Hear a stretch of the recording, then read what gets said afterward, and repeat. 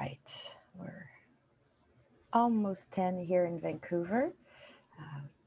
We have a pretty small crowd today. I think we might be hitting a Zoom webinar wall for everyone, but that's okay. That's why we also record those webinars, because I know there's usually a lot of competition for that time slot. So I don't want to cheat. It's not quite 10 yet, but we're going to get us going. So there's a bit of Germanic side in me. I like to start right on time. But yes, well, good morning, good afternoon. My name is Benedict Choplin. I'm the Executive Director of the Canadian Network for the Prevention of Elder Abuse. Some of you may know me because I'm usually your host. Welcome to our webinar, How to Protect Your Finances. It's a special webinar that we have hosted, or we're hosting, for Financial Literacy Month 2020. And we're very happy to have Robert Paddick, who is the Deputy Ombudsman for the Ombudsman for Banking Services and Investments. Hi, Robert. Thank you for joining us. Thank you very much. Before we launch into the actual topic of today's presentation, I just want to go over a few things regarding the presentation. First of all, this will be recorded. This is why you're all muted. And we will be uploading the recording of the presentation as well as the slides in French and in English on our website within the afternoon. So if you're looking for it later on, you can find it at www.cnpea.ca. And if you go under CNPEA webinars, you'll find it right there. There we go.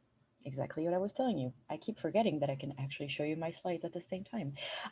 If you, right now, if you cannot quite hear us, or if you see me speak, but you can't hear me, it is possible that your sound is not up, or that you have not plugged in your headphones in the right jack. That happens to me quite often, so double check that. If you're experiencing any connection or sound issues, you can use the chat box. You should be able to see it in your control panel at the bottom of your screen. There's a little section with the 3 dots, and at the top of the list, if you hover over that, you'll see chat. So you can use that to let us know if it gets too bad, or we can't resolve it. Then just close your window, start again. Usually that does the trick. For people who can stay until the end, which I hope you all can, we'll have a Q&A in the last 15 minutes. So stick around for this. And if you want to ask questions, you can do that at any point throughout the presentation. It's very simple. You'll see, once again, at the bottom of your screen, or wherever your control panel appears for you, a little dialog bubbles with the Q&A. So click on that. You can type your questions. I'll be monitoring them and reading them out at the end for Robert to answer. And as I said, if you can't stay until the end, it's okay. The slides will be made available shortly after we're done today. And before I transfer the powers to Robert, I wanted to acknowledge that today I am hosting this webinar and live and work on the land of the, which is the unceded territory of the Coast Salish peoples. And this includes the territories of the Musqueam, the Squamish, and the Tsleil-Waututh nations. So a little bit about your presenter. Robert Paddick is a Deputy Ombudsman who oversees investments and banking complaints. He's a member of the Ontario Bar. He holds a Bachelor in Science from the University of Western Ontario and a law degree from Queen's University.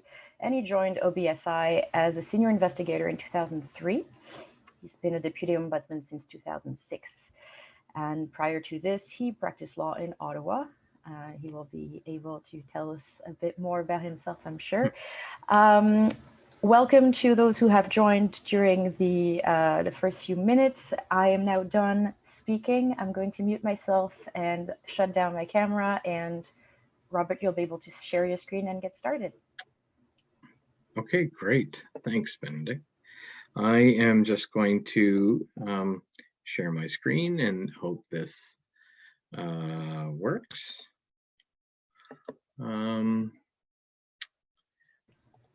It works, perfect. All right, fantastic. Okay. Oops. Okay. Thanks again, Benedict, for the introduction, and thanks for inviting me today to talk on this very important topic. The session this morning or the afternoon, depending on where you are, is very timely, given that November is Financial Literacy Month. But of course, taking steps to protect our finances is important all year round. I plan to divide today's session into 3 parts. I'd like to start off by briefly introducing you to the organization that I work for, the Ombudsman for Banking Services and Investments, sometimes referred to as OBSI or OBSI.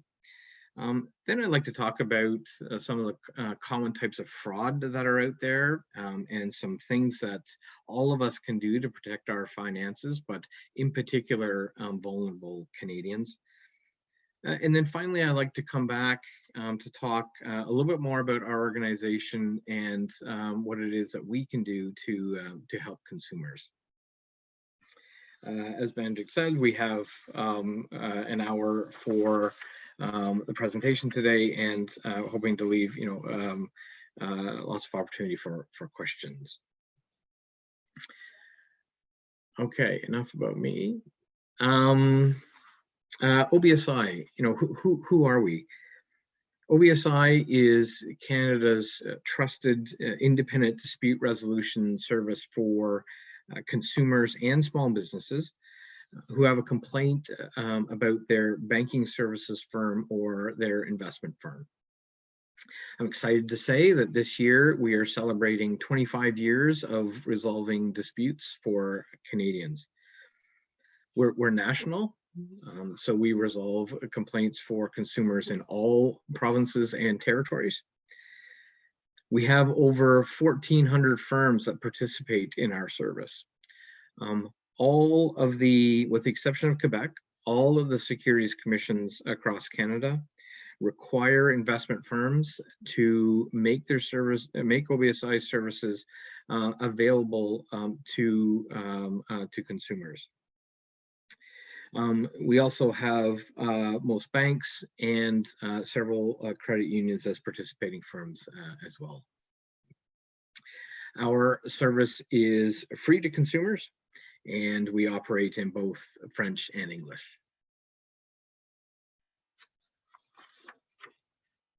Okay, so OBSI, what is it that we do? Our main role is to resolve financial disputes between consumers and banks and investment firms. When a consumer can't resolve their complaint directly with their financial institution, they can bring their complaint to our office. So consumers are required to try to resolve their disputes first with their financial institution, give them an opportunity to try to resolve the complaint. But if that doesn't work to the consumer's satisfaction, they can bring their complaint to our office. When a consumer brings a complaint to our office, we investigate it to determine whether it would be fair in all the circumstances to recommend that the firm compensate the client.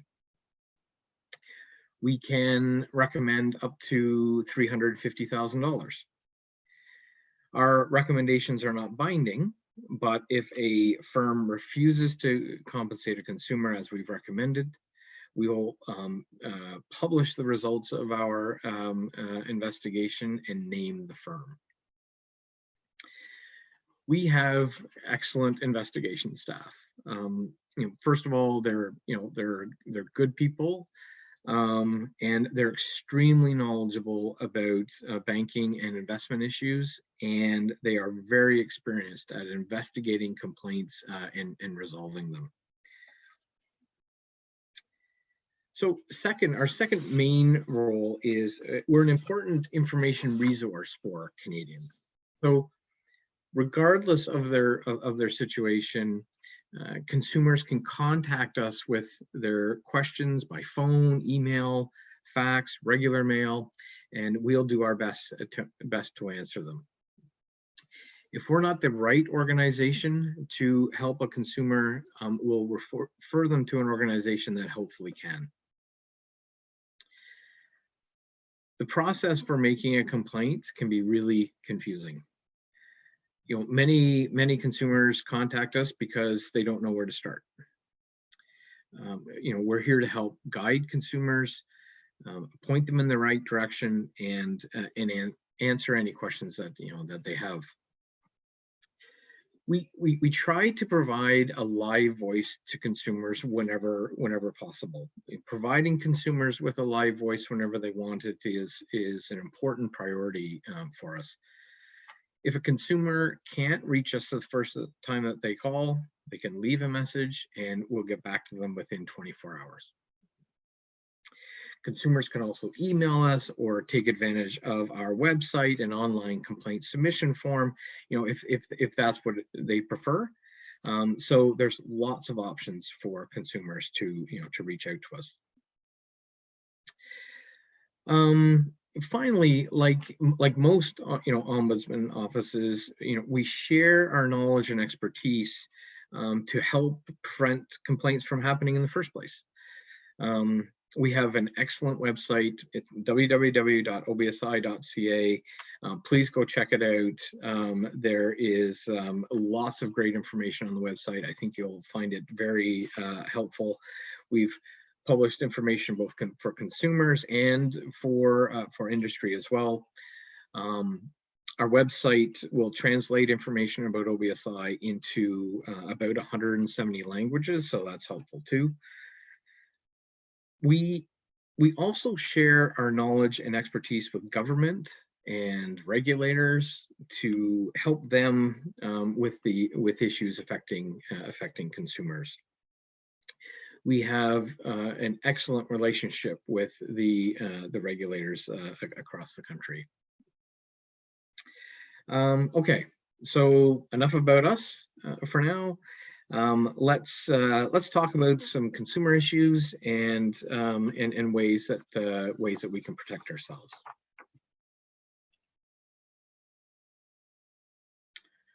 Okay, our current environment. It's not good. While there seems to be some promising vaccines on the horizon, there's times when COVID-19 seems like it will never end. We're now in the second wave, with record numbers of cases being reported across the country every day.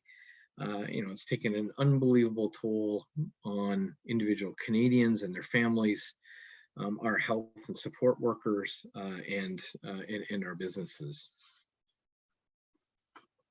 So how has COVID-19 affected us, from a financial perspective in particular? First of all, we're all under the threat of illness. And it's the threat of illness has required and caused us to become more isolated. For vulnerable Canadians in particular, this isolation has become very concerning. And it's isolation that makes consumers vulnerable and more susceptible to frauds and scams. COVID-19 is not only a threat to our physical health, it's also a threat to our mental health. We're stressed. We feel uncertain, which increases our vulnerability.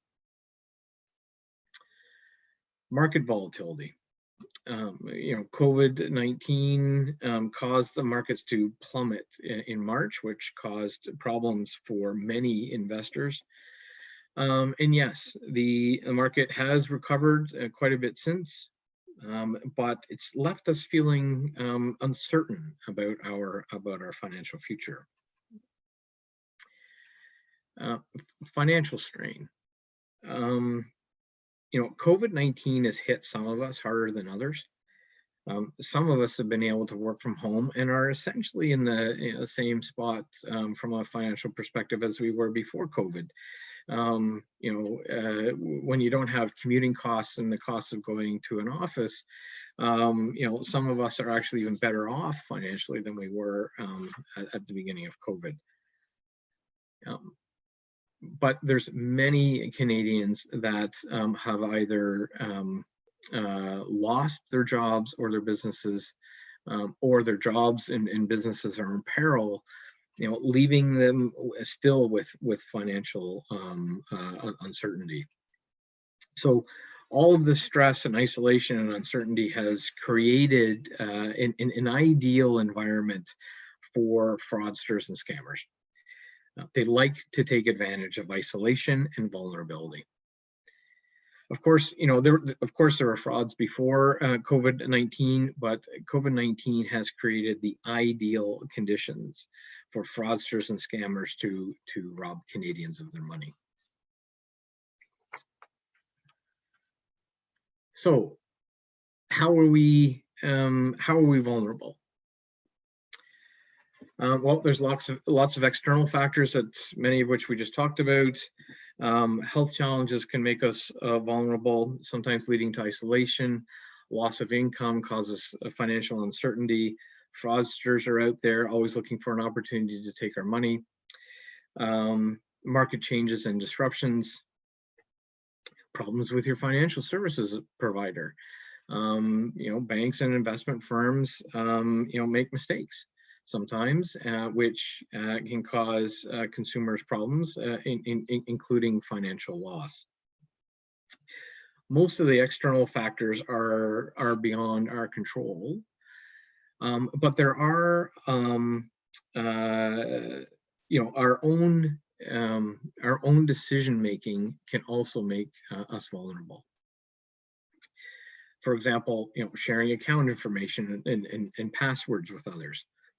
Signing agreements without reading them carefully, not asking questions if you don't understand, being too trusting of others or when using technology, and not planning ahead.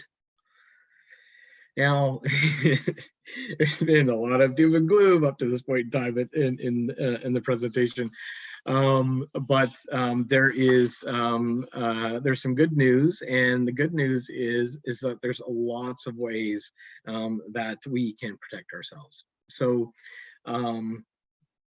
let's first talk about some of the general things we can do, and then I'll talk about some specific situations.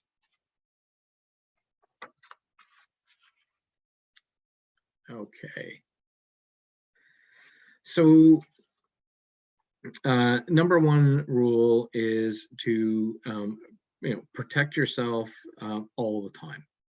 It's too bad that we need to, but it's so important that we're always skeptical and vigilant when it comes to our finances. Don't let your guard down. We're going to talk about some specific scenarios in a few minutes, but there's some general things that we can do to protect our finances. Always keep your account information and passwords confidential. Don't share them with anyone, not even people that you know, but in particular people and companies that you don't. Make sure you read and understand agreements before you sign them. Now, this I understand this can be really challenging, especially for vulnerable individuals, and we'll talk about some strategies in a few minutes. Ask questions if you don't understand something. You're the consumer. You get to ask as many questions as you want. You also get to say no. Now, asking questions and saying no isn't easy for all of us, and we'll talk about some strategies that may help in that area as well. Be cautious about all unfamiliar emails and text messages, and don't click on the links and don't click on the attachments. Clicking on the links and attachments can give fraudsters access to your computer, to your phone, and to your financial information as well. And finally, whenever possible, plan ahead. It's hard to think about negative things that might happen in the future, but it's important that we do, and it's important that we plan ahead as much as possible. Okay, so let's look at a few specific situations and talk about some strategies. So situation number one, you read over your monthly credit card statement and you don't recognize some of the purchases. What should you do? Contact your bank immediately. It's so important to take quick action whenever possible. It's a great habit to get into, to read your bank statements and your investment statements as soon as you receive them, and then if there are any discrepancies, contact your financial institution. Many of the agreements that we sign require us to raise discrepancies quickly, but beyond that, if you raise a discrepancy or raise an issue quickly, there's a greater chance that you're going to be able to get your problem resolved, and get it resolved quickly. Okay, situation number two. A family member or friend tells you to buy some new stocks that sound like a good investment. What should you do? An investment that's right for someone else might not be right for you. Speak to a registered investment advisor before you agree to invest. We have many cases where this is the cause of the complaint. Some consumers have higher risk tolerances than others. Your friend or family member may be willing to take more risk than you are. They might be able to afford to take more risk than you are. So always speak with a trusted advisor first before investing. We also see lots of cases where a friend or family member recommends their own investment advisor. So she's great. She's made me lots of money. I think you should invest with her too. The thing is that the investments that advisor specializes in might not be right for you. In particular, they might be too risky.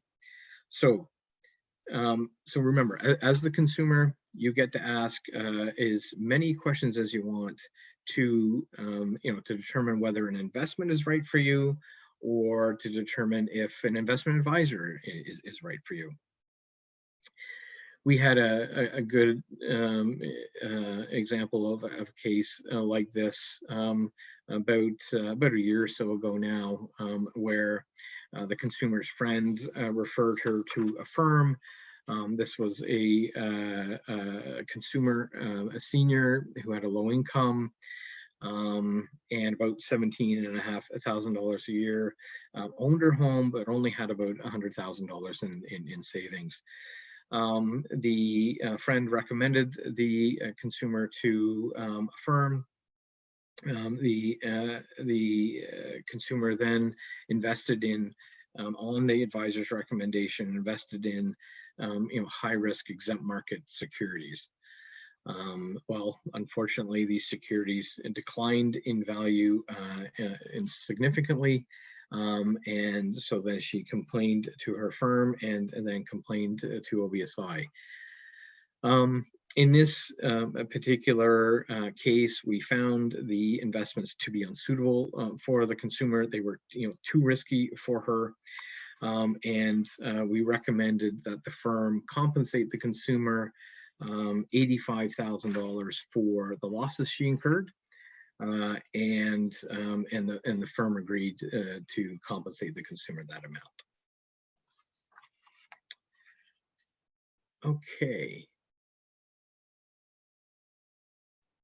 Okay, situation number three. Your bank recommends a new product or service to you, but you're not sure if you should take it. What should you do? Ask questions. It's important to understand what you're agreeing to and knowing what your responsibilities will be before signing any kind of contract. You know, again, ask as many questions as you can, and if you remain uncomfortable, you can just say no. We understand it's not always an easy thing for consumers to do, right? Consumers, in particular, seniors, sometimes don't want to ask questions because they don't want to seem rude or unknowledgeable. But it's really important to try. One strategy is, if you're not comfortable, you can tell the bank or investment firm representative that you'd like to take the information to a family member or a friend, to help you decide. That's one strategy for the consumer to kind of maintain control of his or her circumstances. We understand that financial documents can be long, they're complicated, and they can be overwhelming for all of us, but in particular vulnerable consumers, including seniors. Every year now we do a special report on a topic. In 2019 we did a special report on seniors and the issues affecting seniors. And in that report, we made a number of recommendations about things that we felt firms should be doing for seniors. Some of those things were, making documents shorter and simpler. Increasing the number of warnings that they provide to consumers, and when those warnings are provided in writing, to write those warnings as concisely as possible. Replace fine print with frequently asked question documents. We also recommended that when responding to a senior's question, firms should provide a clear description of all the relevant benefits and risks, without assuming that the senior has all the necessary background information. And finally, we recommended that firms should provide seniors with written confirmations of the advice that they give, so that seniors can then recall and consider that information later before making a decision. And actually, that's a great thing for all of us to ask for. Okay. Situation number 4. You want to plan ahead in case you get ill or need assistance with your finances. What should you do? It's really important that we plan ahead whenever possible. We've seen so many cases at OBSI where the problem starts because the consumer has not planned ahead for the time when they need help with their finances, or when they need help with making financial decisions. No one likes thinking about the time in their life when they may not be able to, where they need help, where they may not be able to make decisions on their own, and will need help with that. But sometimes those situations come upon us unexpectedly. Powers of attorney are one way that you can plan ahead to appoint someone to make decisions on your behalf if you're unable to. With respect to powers of attorney, speak with a lawyer, and they can help you.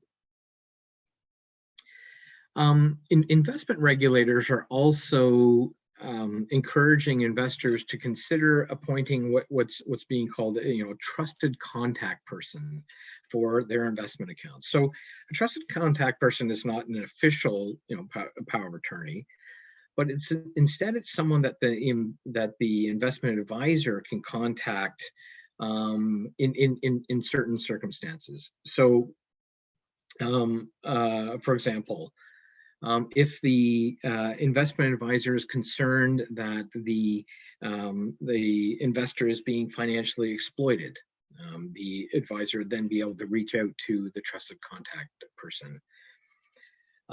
The advisor could call the trusted contact person if they're having trouble getting in touch with the investor. So to get their current contact information, maybe they've set up an appointment or a couple of appointments, and the investor hasn't come to those appointments, or they're just having trouble reaching the investor. Another situation could be if the advisor is concerned about the investor's mental capacity, as it relates to financial decision making. And finally, if the advisor is looking to identify, legal guardians, executors, or trustees, or other, personal or legal representatives. Appointing a trusted contact person is not mandatory, but I think it's something that that everyone should consider. The Ontario Securities Commission has actually just recently done some really interesting research into how it is that firms can encourage investors to appoint a trusted contact person. If you're interested, go to the OSC's website. I think you'll find it. Very interesting. And just one final thing before we leave this topic.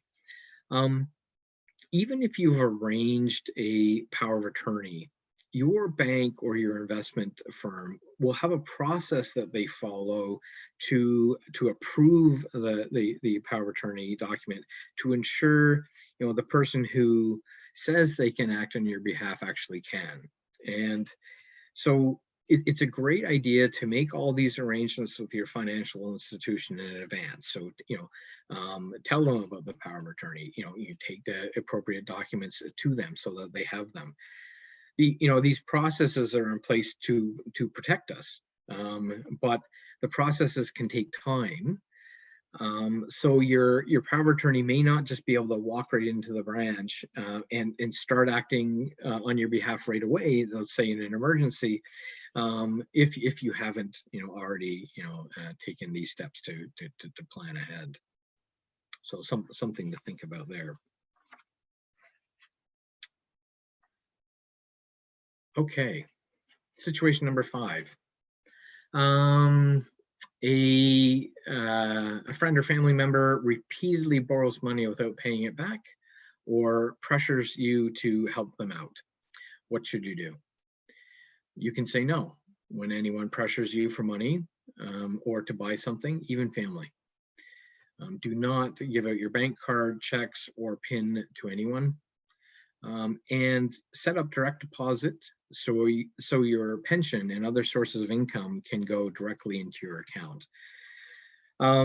It's sometimes really hard to say no, in particular to family members, but you are allowed, and you should when you feel that you should. If a family member is making you feel uncomfortable, that's not a good sign. Many of the complaints that we deal with every year involve a consumer giving their bank card or their credit card or their PIN to a family member or a friend.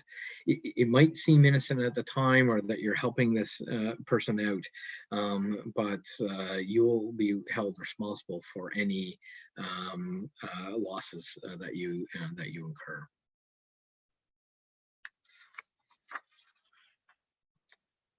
Okay. Situation number 6. You get an email or text message that says it's from your bank. The message is asking for your account number. What should you do? Never click on any links. Contact your bank first if you're not 100% sure that the message is from them, and always keep your personal information confidential. This is a classic email text scam. Your bank or your investment dealer will never contact you asking you for your account numbers because they already have them. And it's always a fraudster on the other end. Even if you just, click on the link, or click on an attachment, and the fraudster can have access again to your, to your phone, to your computer, and to your, financial information, your banking accounts, and your investment accounts. Now, we're all busy and we all get distracted. And so if you do click on a link, the important thing is to remember is to contact your financial institution right away and to tell them about it. You use the number on your account statements or on the back of your credit card or your debit card. So the key here is to always act as quickly as possible. We had a case, I guess about a year or so ago now. We'll call the consumer Mrs. V, and Mrs. V received a text message on her cell phone from what appeared to be one of her monthly service providers, and the message said that Mrs. V had received a credit. And that they wanted to refund her this credit. So for more details, she clicked on the link provided, and then once she clicked on that link, she was asked to click on a link for her financial institution to continue the refund process, and then to deposit the money into her account. So Mrs. V clicks on the link, or clicks on the icon for her bank, and then when she does that, the screen of her cell phone kind of flickers a little bit for a moment, and so now she's feeling uneasy about it. So she clicked on the link, but the great thing is she called their financial institution right away and said, "Hey, I might be the victim of a fraud." She spoke with the representative on the line. The representative pulled up her accounts, and then the bank representative told Mrs. V that there'd been no refund and there was no current activity, so there's nothing for her to worry about, and they concluded the call. Unfortunately, that evening, Mrs. V received a notification from her bank that $3,000 had been transferred out of her account into to someone that she didn't know. So Mrs. V complained to her bank. However, her bank said that she was responsible and did not compensate her the $3,000. So Mrs. V brought her complaint to our office. And yes, Mrs. V should not have clicked on the link, but again, what she did well is that she contacted her bank as quickly as possible to give them an opportunity to address the situation, like perhaps put her account on hold. Unfortunately, the bank representative didn't do that in this situation. So we ended up recommending that the bank compensate Mrs. V for the $3,000 that she lost. But if Mrs. V had delayed and had not called her bank before the fraudster took her money, we would not have likely would not have recommended compensation there. Okay. Situation number 7. This is what is often referred to as the grandparent scam. Someone who sounds like your grandchild contacts you by phone or email, and they want to send they want you to send them some money. What should you do?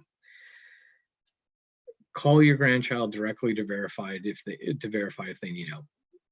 Fraudsters will pretend to be a grandchild in need in order to trick you into sending them money. Never send money unless you're 100% sure of who you're sending it to. So as I said before, this is often referred to as the grandparent scam, and it's really sad, and unfortunately, it happens, and it happens a lot. It's not the grandchild calling; it's the fraudster, and the fraudster is taking advantage of the grandparent's isolation.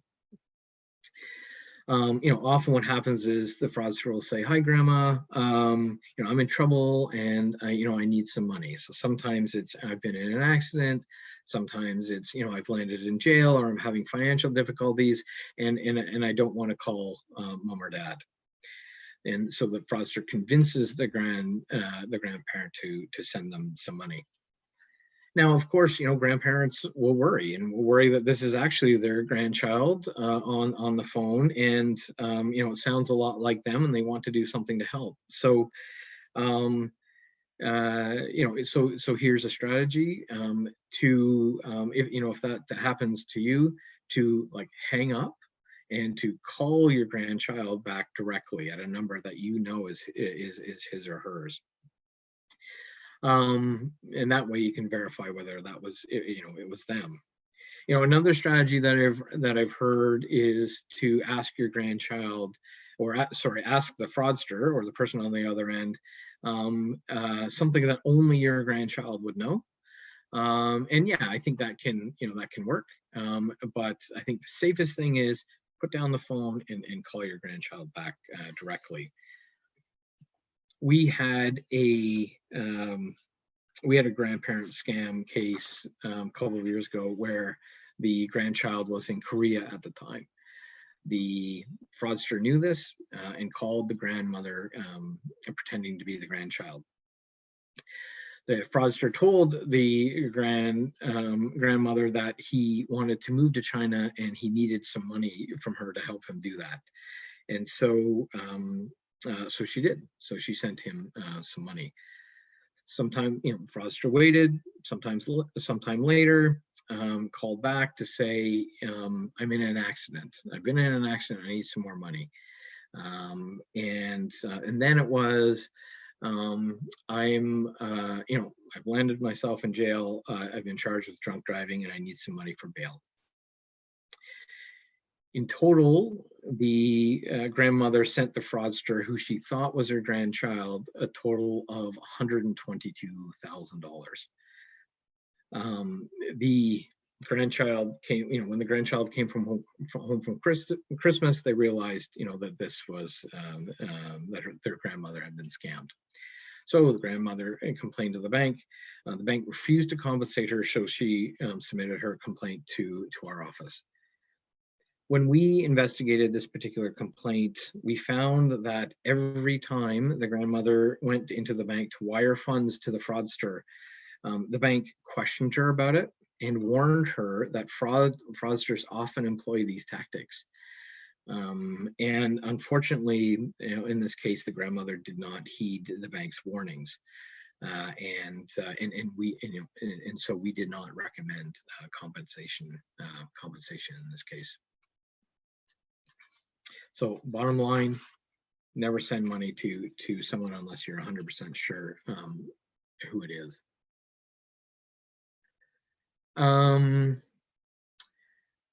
Situation number 8, I think this is one that we all experience quite a bit. A caller claims to be from CRA and tells you to pay the taxes you owe, or implies that a criminal case is against you for tax fraud.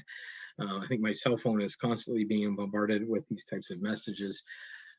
Don't give the person your financial information. CRA will never call or leave you a message to ask for immediate payment, send you a link for a refund, or threaten to arrest or deport you. To check your account, check your tax account, and by calling CRA directly. There's a bit of a theme with respect to your bank, the grandchild, CRA. The key is to put down the phone or not respond, and then call them back directly at a number that you know to be theirs.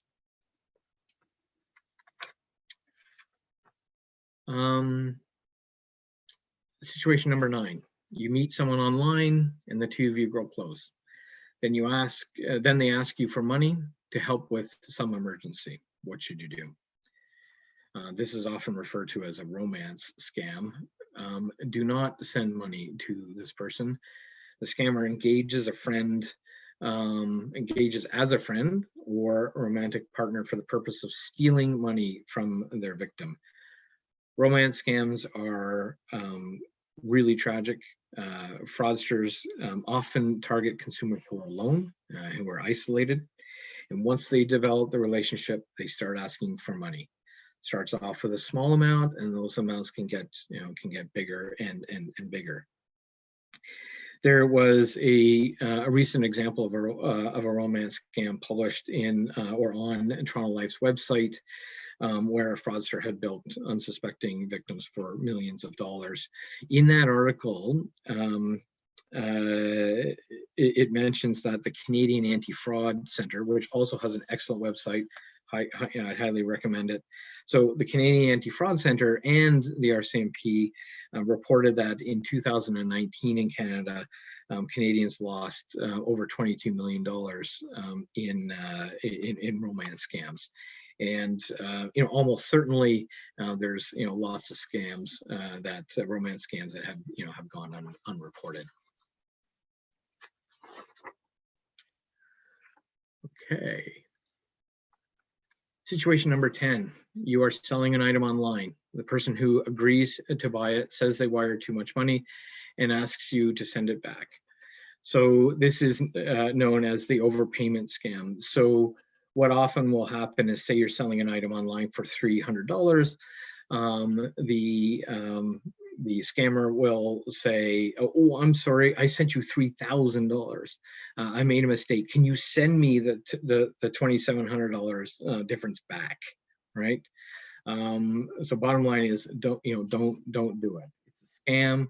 What will happen is the $3,000, either the check won't go through, it'll end up being fraudulent, and you'll be out $2,700.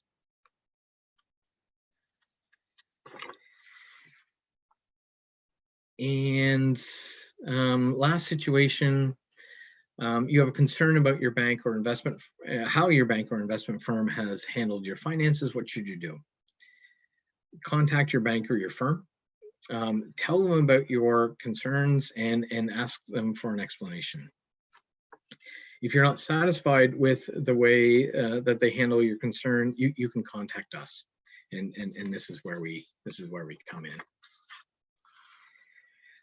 Maybe just just really quick before we talk about how we can help you. Just a few maybe tips on how to resolve a complaint with your firm. I'm conscious of time, so I'll go through these quite quickly, but these can be very helpful. Explain your problem clearly as possible to the firm, so they understand it. Stay focused on the issues and the information and evidence that you are providing them, so that your complaint doesn't get lost in irrelevant information or lost in the shuffle. Tell your firm or your bank exactly what it is that you're looking for. This will help them to know how to resolve your complaint. And this is one where we tell both firms and consumers to keep your cool when you communicate. Be as reasonable as possible, and when you do that, that will help you to resolve your complaint. And finally, be realistic and open to different perspectives. Maybe what you thought was a mistake, maybe it's not a mistake. Certainly not in all circumstances, but maybe there's certain situations where there are things that you could have done to help prevent the loss, or maybe that you contributed to the loss. So those are, just keep an open mind as you're trying to resolve the complaint. Okay, so how can we help you when you make a complaint to our office? And I will go through these relatively quick, just so that we make sure we've got time for questions. As I explained, our role is to resolve complaints between consumers and their banks or their investment firms. We have a fair process. The parties are treated fairly during that process, and we have fair outcomes. OBSI is an alternative to the courts. We are free to consumers. Our process is less formal than the courts, which allows us to reach quicker resolutions.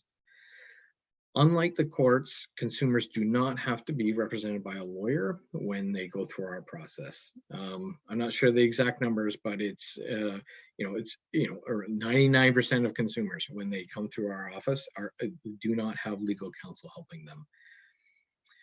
It's also important to mention that, if you go through our process and you're not satisfied, with the result at the end, you still have the right to pursue court action afterward if you're unsatisfied with our conclusions. And finally, I'll mention that when you go through our process, any applicable limitation period will be stopped during that process. So let me just take a minute here to explain that one. So in all provinces and territories, there's a time limit for people to start a lawsuit. This is called a limitation period. When you go through our process, you sign what's called a tolling agreement, which the firm agrees to as well. And what this tolling agreement does is it stops the limitation clock to allow us the opportunity to try to resolve the complaint. But again, if you're not happy with the result at the end, you can pursue other avenues like court action later. The types of complaints that OBSI investigates, I won't spend too much time on this. Banking and investment complaints. Here's the number of investigations we opened in 2000. These are 2019 numbers. We're just finishing up our 2020 numbers. So 2019 numbers. So you can see the investigations opened and the average compensation in the complaints where we recommended compensation. The common types of complaints that we investigate: transaction errors, both in banking accounts and investment accounts. Complaints related to mortgages, often mortgage fees, mortgage prepayment penalties. If you break your mortgage early, there's a charge for doing that. Consumers, aren't always aware of that. Complaints related to credit cards, credit card fraud, debit card fraud, credit card chargeback complaints where you've made a purchase through your credit card, you haven't received the item, or the item wasn't, when you got it, wasn't as advertised. So those types of complaints. Unsuitable investments, I touched on that earlier. So this is where investments are too risky, that have been recommended to a consumer, are too risky for the consumer, and the consumer has lost money as a result. So unsuitable investment complaints, which is our number one investment complaint, and it has been for years. And finally, the frauds and the scams that I talked about earlier. Next couple of slides, I'll just leave these with you. As I mentioned before, over the last couple of years, we have, and going forward, we're issuing a special report every year on a particular topic. In 2019, our report focused on seniors. And in that report, we made a number of observations and also a number of recommendations. We collect demographic information from consumers who want to provide it to us, and when we do our investigations, and it's from that demographic information that we're able to do our reports and to help the public in different areas. This past year, just a few weeks ago, we issued our special report on income. It was particularly focused on lower income Canadians, and so we both of these reports are on our website. Please go take a look. I think you'll find them interesting and hopefully helpful. And finally, our contact information: phone, email, website, regular mail. lots of options. If anybody has any questions, please don't hesitate to give us a call. And that's it. Perfect. Well, then I'll launch straight into the questions because we have quite a few. So I'm going to go through them in chronological order. The first one is, when you say in the early part of your presentation, you said most banks participate. Which banks do not participate and why? Yeah, really good question. So whereas with securities regulators have made OBSI, have mandated that OBSI is the dispute resolution for investment firms, in the banking sector, there's actually choice, right? So all banks have to belong to a dispute resolution service, but there's two. So there's us, and there is ADR Banking Ombuds, so ADRBO. And so the banks that belong to ADRBO are RBC, Scotia, TD, and National. And so BMO and CIBC, those banks, did belong to OBSI at one point in time, and they decided to move to ADRBO. The larger banks that are with OBSI, BMO, CIBC, Laurentian, essentially all the rest of the banks are with OBSI. Yeah. So that's the reason there's the two external complaint bodies. Okay, thank you. And then another question from Jill as well. How do banks educate their staff about signs that a senior might be experiencing financial mistreatment? Yeah, that's a really good question. And I know that there has been, there's been quite a bit of focus in this area over the last number of years. For some really good information on banks and complaint handling, you can go to the FCAC website. This is the regulator for the federal regulator for the banks with respect to retail banking. There's some really good information on there as to the different the different issues like this one that have been a focus over the last few years, and some of the things that the FCAC is looking for banks to do, and some of the things that the banks are doing as well. We wanted to, Trudy asked a question earlier. You mentioned documents that were, that were put together to help you figure out how to get a trusted contact and how to do that. Was that the OSC? Was that the Ontario Securities Commission who provides that information? Yeah, so this is an initiative that is being pursued by all of the securities regulators. So the Canadian Securities Administrators, as it's known, which is the collection of the 13 securities commissions across Canada. The Ontario Securities Commission, so the OSC, I just mentioned they'd recently had some really good research done on trusted contact persons and ways that firms can design their forms to help encourage consumers to choose this option. So I think you'll find it really interesting. I know I did. You can find it on their website. Great. And I put a link to that website in to answer earlier, but we can share that again. Okay, great. Carolyn is asking, while there is anecdotal information about the increase in the numbers and types of financial scams directed at seniors during COVID, are you aware of any data available that is showing that increase? So there are there's a few really good sources. Two that I would recommend are, again, the FCAC's website and the Canadian Anti-Fraud Center website. Both of those websites are excellent, and they include a lot of information about the different frauds and scams that are out there, and the prevalence of those scams as well. So I think that those are great resources. Yes, I actually was on the website of the Anti-Fraud Center just last week, and they have a full section that outlines how many people, how much money have been impacted in the past 6 months by especially COVID-related Yes. new scams that have emerged. So that's also an interesting information to know about. And then we have, I think, the last question. Yes.